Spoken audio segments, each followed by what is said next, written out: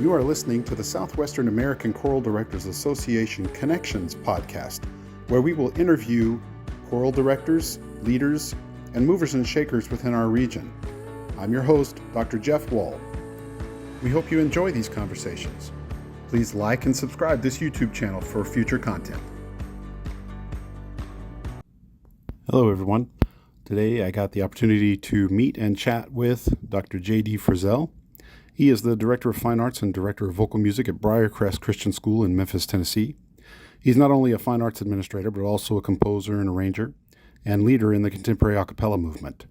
He is co-founder and president of the A Cappella Education Association, which is a nonprofit dedicated to helping groups around the world. There's a whole lot more to read about his accomplishments, including websites that he mentions in the conversation. So I encourage you again to go down to the description of this video and check all of that out. And so without further ado, here's Dr. jdfrizzell. And we're recording. So thanks so much, jdfrizzell, for joining me on the podcast here. Good to be here, Jeff. Thanks. Yeah, man, we're glad to have you. And to tell us, first of all, a little bit about you, about your backstory, your musical upbringing. So I did not grow up playing or singing music formally in school. I was hanging out with some friends my sophomore year, right before my sophomore year of high school, and they were like, "Hey, you have a pretty nice voice. Like, why aren't you in the choir?" And I was like, "I don't know. I've never done it." So they talked me into it, and I joined, and I fell in love with it. I was like, why have I not done this my whole life? I had an amazing teacher, Allison Crossman, and she, this was in Metro Atlanta area, and she instilled, the love of music and the love of teaching music in me.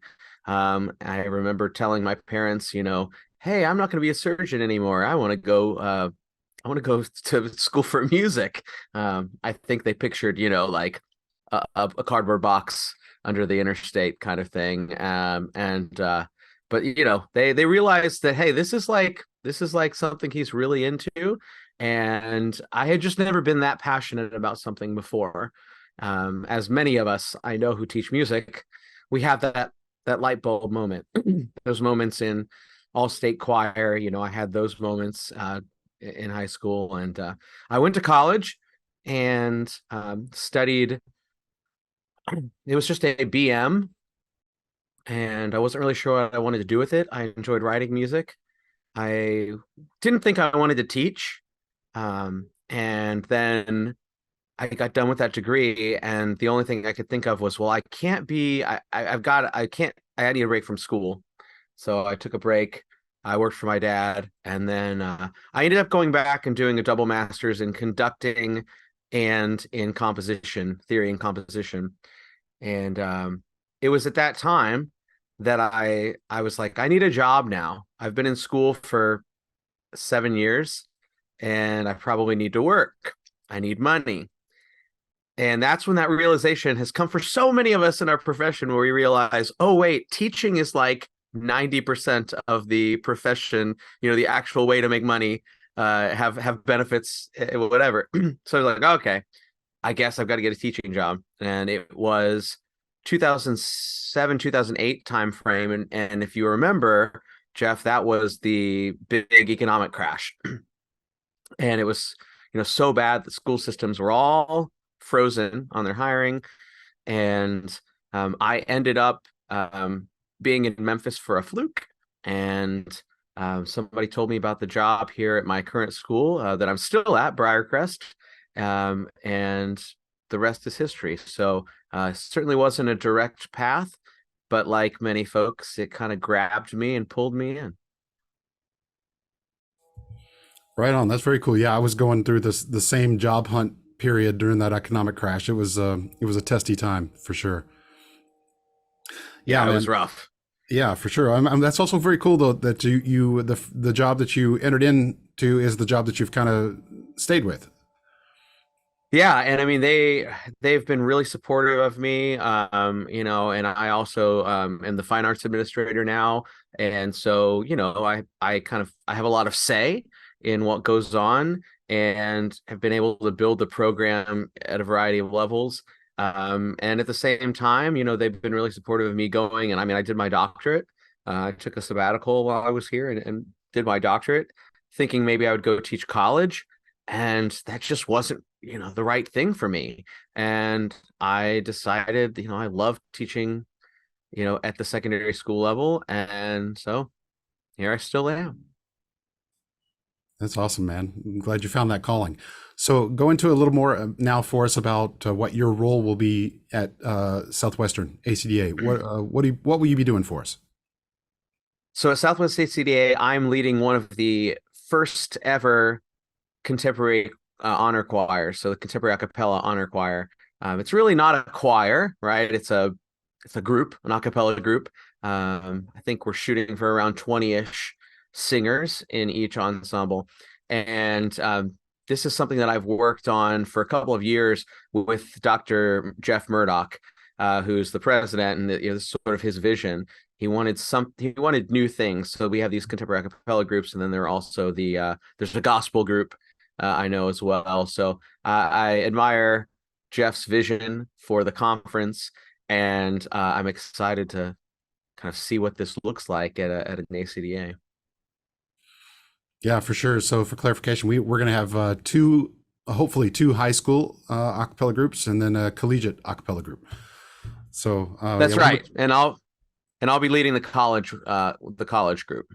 yes, excellent. Yeah, so we're really excited about this kind of new venture, and we think it's kind of an underserved faction of what we do as choral musicians, and that there are lots of a cappella groups that are out there, just maybe don't get as much stage time as some of our other honor choirs. So we hope to kind of fix that with this conference. And yeah, for sure, kudos to Jeff Murdoch on this vision.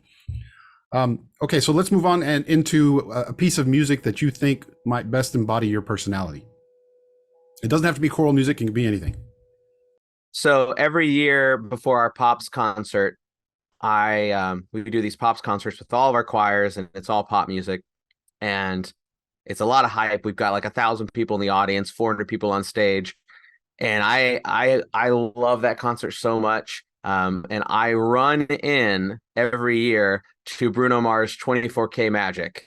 And that is just like my hype song. And everybody gets really pumped up. But I like to think of myself as a little outside of the box, and definitely a lot of energy. So that song always seems to fit really well. That's awesome, man. Good choice. Okay, so then tell us what your desert island choral piece might be. Only one that you could have with you. It would be the Martin Mass, Frank Martin's Mass, for sure. A close second might be the oh gosh, I'm drawing a blank now. I had it on the tip of my tongue. On You Stay, Samuel Barber. Yeah, excellent. Both of those great choices. Can you go into a little bit more detail? What about the Martin Mass draws you in? Oh man, it is like that combination of all those like coloristic French harmonies with that German contrapuntal. I mean, Martin was Swiss, so you've got this melding of musical cultures in Switzerland, just like the melding of language and everything else in Switzerland. I just think like it is quintessential combination of those two influences. If listeners have not heard the Martin Mass, like do not walk to Spotify or Apple Music or wherever you listen to music, and check out a great recording of that piece. I've gotten to sing it one time in the Southern Chorale in my undergraduate, and it's one of those pieces that you never forget performing. And as a listener, I never tire of hearing it. That's awesome. Yeah, hard agree. Hard agree there. That's awesome. Okay, so what's a particular philosophy of programming maybe that you have that people could expect under your direction? So a big part of my approach is individual empowerment of the musicians who are in an ensemble. And I try to ensure through preparation in advance, through communication, very clear and consistent communication with the musicians who are going to be in an ensemble, that they are going to have the tools that they need to be successful in my rehearsal. I strive to make sure that when I give feedback, that feedback is reciprocal, and that I'm not just telling singers how to sing for 50 minutes straight or however long a rehearsal is. I want to teach them how to use their voice in a way that is very free, and in a way that they feel like they have control over what it is that I ask them to do with the pieces of music that we're singing. And that really goes back to empowerment instead of just emulation. Yeah, and so that was a great answer for what a rehearsal might look like for you. What about programming in particular? What drives your particular vision for how you might program a concert, whether it be for your own program or for maybe an honor choir like you're gonna do here for us? So first things first is I always want to make sure that the level of difficulty is going to set the musicians up for success. So that's always difficult when you're going into an honor choir because you don't really know what you're walking into. But we've ensured with this process that we will have plenty of time before, and I will be getting recordings and other sonic pieces of data from these singers in advance. And I study that very carefully to make sure that the music is challenging, because an honor choir should be challenging. They go to ACDA, you expect, them to push themselves. But you're also going to see a wide variety of cultures, variety of influences, variety of perspective. I think all directors strive for that. I also think a lot about the arc of the arc of the performance for the audience. Like, what does it feel like for an audience member when they listen to this diverse programming, right? These pieces from all these different styles. How can we make it feel cohesive for those audience members? How can we make them feel like they belong if they don't understand the language, if they don't understand the influences? Can they still connect on more of a visceral, primal level? And I think that breaking of the fourth wall is something that's so important to me. And I think that's why pop music, things like contemporary a cappella, it's such a powerful tool for that, because you have one giant barrier that's already removed, which is that most people in an audience, they know what pop sounds like. They know pop music. They connect with that.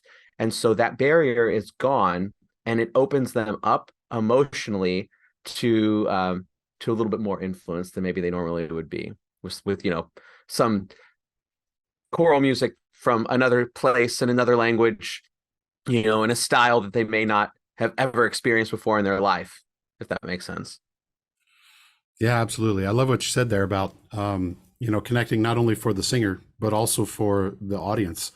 There's, I think, too often we program for the singers, which is important and we need to, but sometimes we don't think as much about what the audience perception is. And I think you've really hit on something that really resonates with me, and I think it will with a lot of the people that are listening too. Hopefully they can implement some of those ideas as well.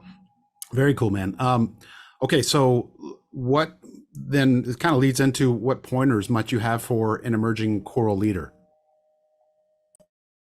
Gosh, I could say so much. The biggest thing is if you're just getting started, when I watch young teachers, and I do this a lot.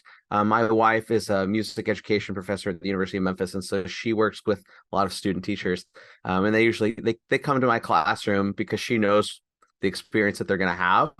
And I watch them, and when they lack confidence, it's usually related to a deficit in competence.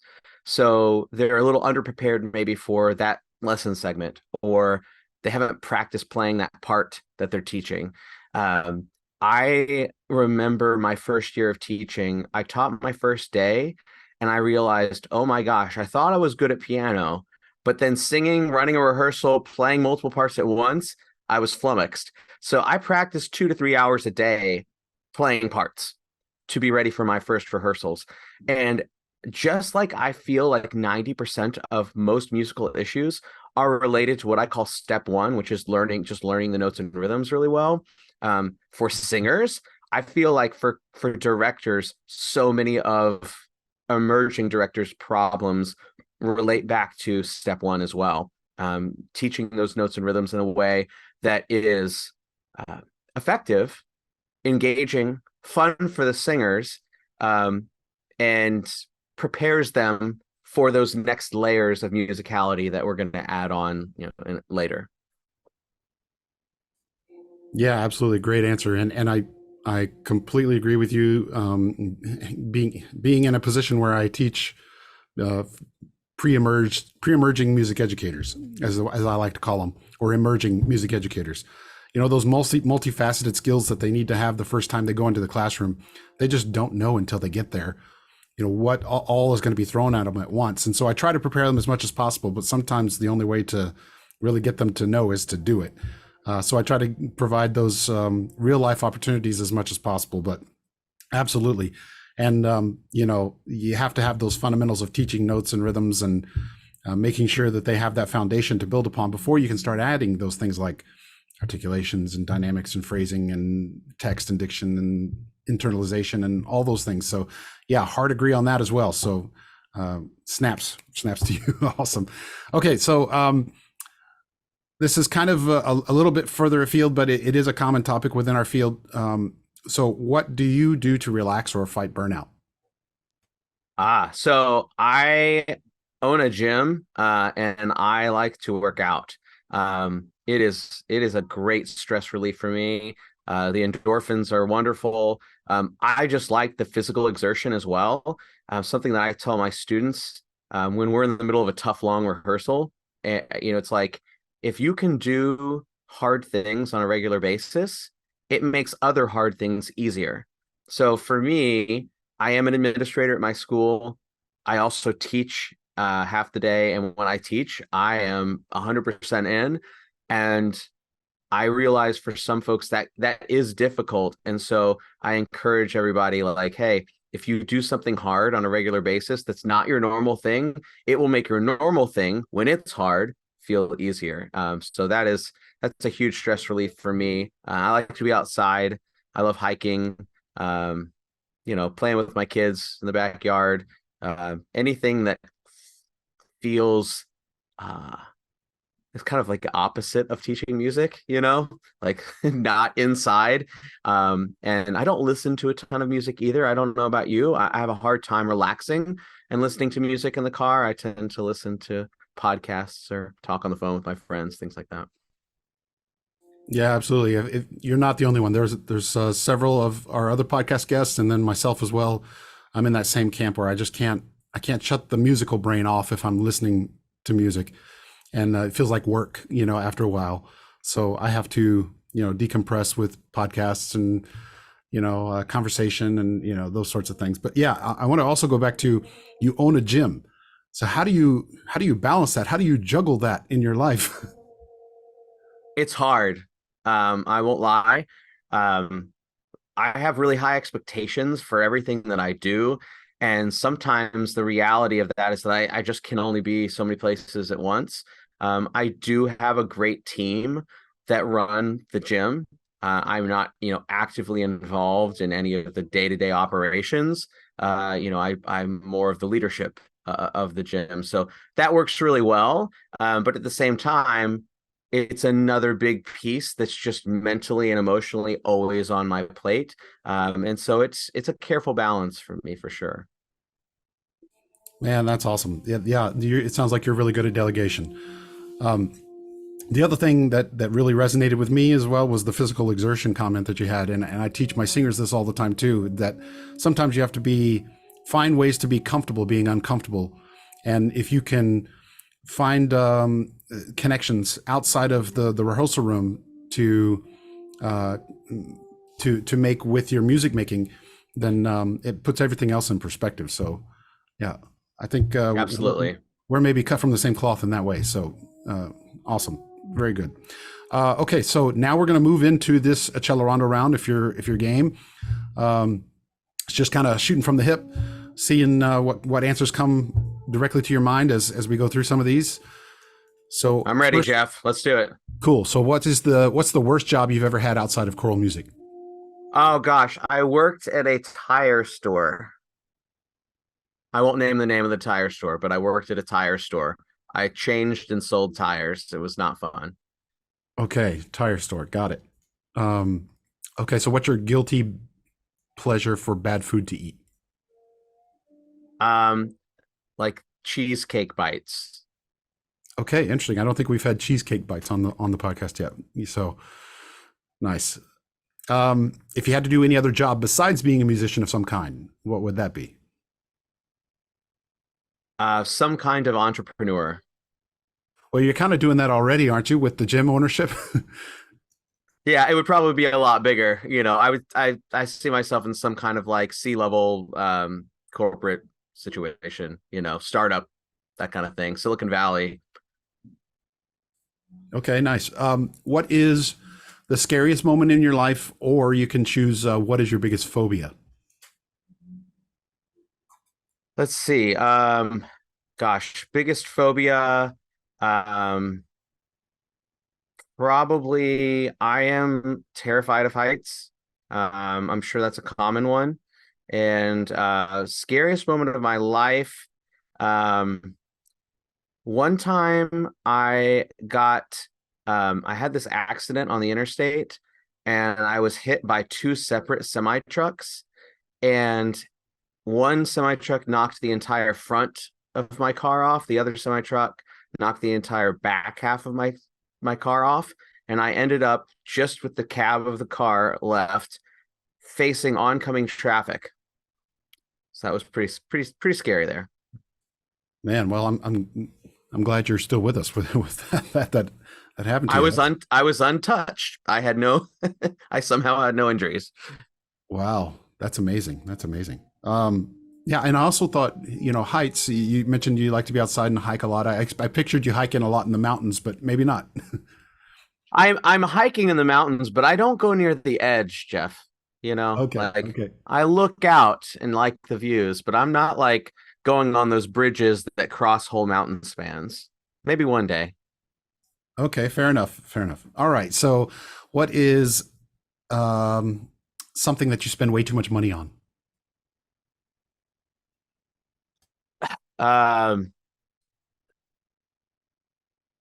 Stuff for the house. I feel like my house is like I always want a new thing, a new toy, a new tool. You know, it's a house. A house is just a money pit. Anybody that owns a home will tell you, like, So there's always something. I'm looking around, all I see is money. I look outside, I see money. I look at the wall, I see the money. I look at the living room, I see money. So I have to really keep myself in check there. Yeah, I can commiserate with you on that. I have to replace my fence right now, and it's just feeling like a money pit. It So, is.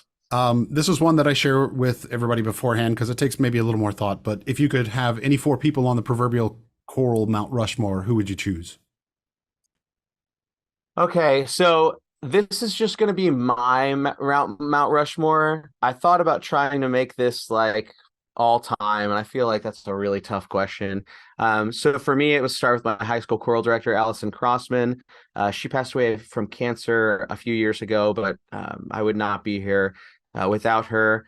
And then I had my college choir director, Gregory Fuller. He's at the University of Southern Mississippi. I just think the world of him, and he taught me a lot about the way I approach the craft. Similarly, when I did my doctoral work, I got to work with Dr. Jeff Johnson and Dr. Lori Hetzel at the University of Kentucky. I think they are two of the most able and inspirational, just from the work that they do. It's impressive. Everybody, I mean, they've done so many ACDAs together that you'd have to be in a cave to not know who they were. But the way that they approach the relationships that they build in the classroom environment that they create, I think is what a lot of people don't see. And I think that's the most special thing that they offer. Yeah, very cool. And this is also supposed to be your choral Mount Rushmore. It's not supposed to be anybody else's or the one that is for all time of everybody. It's just yours. So Okay. I'm glad you went with just your perspective and your view. That's what I want. And everybody has a different one, so that's what makes the question hopefully a little bit unique. What is the secret talent that most people would be surprised to learn about you? Um, I speak French. I don't use it often because no one speaks French. So, but I speak French. I'm coming to you with all of my French diction questions from now on. Oh gosh. Okay. I take if you it could, back. you take it back.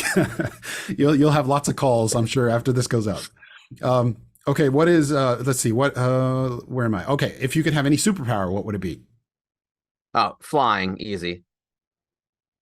Yeah, getting just from one place to another. Absolutely. And just the sensation, right? Yeah, that'd be cool. Yeah.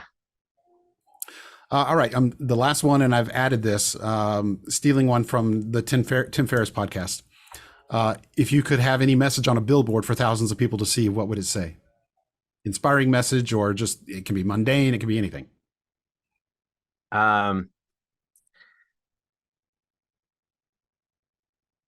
You are the only you. Awesome. I love that. Yeah, succinct and tells exactly what you need to know about yourself, right? That's awesome. Yeah. All right. Well, congratulations. You've achieved tempo presto. Here we are. You've finished that Accelerando round. Yay. Yay. All right. We'll get back into some of these other choral questions. So who is another choral musician that you'd like to lift up right now?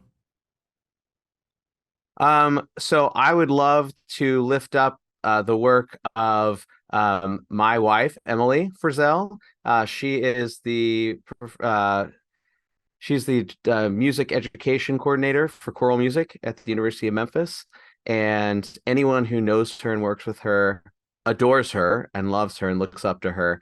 And she has been there for about 5 years now. And she just does incredible work with her students, and very quietly has made a huge difference, as it sounds like you do in your job, empowering these emerging choral educators to go out into the world and do what is becoming increasingly difficult work in classrooms, in school settings where not only are budgets being slashed, but it feels like you're under attack from every direction. And she not only helps them while they're there. It's often that we're at home at night and she's on the phone with somebody who's been out for 2 or 3 years and they're in school and they've got something that they need advice on, and she never hesitates to give them that attention and answer the questions that she needs. So I'd like to lift her up. Great. Well, maybe it would seem like an obligatory answer, but it sounds like through the work that she's doing, that everybody needs to go and check out the work and the impact that Emily Frizzell is having on the world. So excellent. I agree. Okay, so what are some goals that you're looking forward to for this upcoming year? Maybe it's 2024, maybe it's the spring semester only, or maybe it's just the rest of the semester. What are you most looking forward to? Yeah, there are a few things that I am personally looking forward to with my groups in the spring. We're going to the National A Cappella Convention in Florida, and my a cappella group and choirs are going. But my a cappella group, One Voice, is also performing at Southern Division ACDA the week before Southwest ACDA. So we'll have 2 ACDA weeks in a row, which, I mean, my gosh, like, did I hit the jackpot or what? I'm really excited about February. And then next year, looking way ahead to next year, I am I'm doing a project with National Concerts at Carnegie Hall in New York. And a lot of us have seen and been a part of those Carnegie Hall performances. This one is a little bit different in that I am commissioning a new work. I'm writing it with a good colleague of mine. He's a film composer. His name is John Del Toro, and he's doing the orchestration. I'm doing the music, and then Charles Anthony Silvestri. I'm sure people are familiar with him. He is leading this poetry contest. The piece is about, when I said, like, what would I have on a billboard? It's You Are You. I strive to help my students love themselves for the uniqueness that they have. And I know how hard that is in a social media age. I mean, even when you and I were growing up, we didn't have that necessarily the same way that they do. And I see that, and it breaks my heart. So this piece that we were writing is about empowering students to really love themselves and to celebrate the uniqueness of who they are. So Charles Anthony Silvestri, Tony, he's doing this project where poets between 16 and 22 are writing their own poetry, and they're submitting it, and then they'll get a $500 cash prize, and we'll select one or a few of their poems to become the movements of the major work. And we just felt like in today's world, if we're going to write a piece for high school and college students, celebrating themselves, the text needs to also come from that perspective. If it's truly going to be unique, if it's truly going to be an honest composition. So there's a lot going on with that. We have a few days left of collecting those poems, but I'm really excited to get started on that piece. And then my choir, along with some other choirs, are going to join together. Hey, and if you're listening, I feel like a commercial now. I should use my commercial voice. If you're interested, contact National Concerts. We have a few more spots for people to be a part of that. I think it's going to be a really special project, and I'm pumped about it. Yeah, that was actually going to be my next question about this project in particular. Where can people go to find out more information about it? Myself on social media, I'm more of a post and ghoster. I'll post things about, either work stuff, family, or jujitsu, and then I'll scroll like, and then I'm gone. But for anybody else that's in the choral world that is engaged on social media, you would have to kind of be under a rock if you haven't seen something been posted about this. But if they haven't seen something on this, where can they go? Yeah, go to nationalconcerts.com. All the information is there under the commissions page.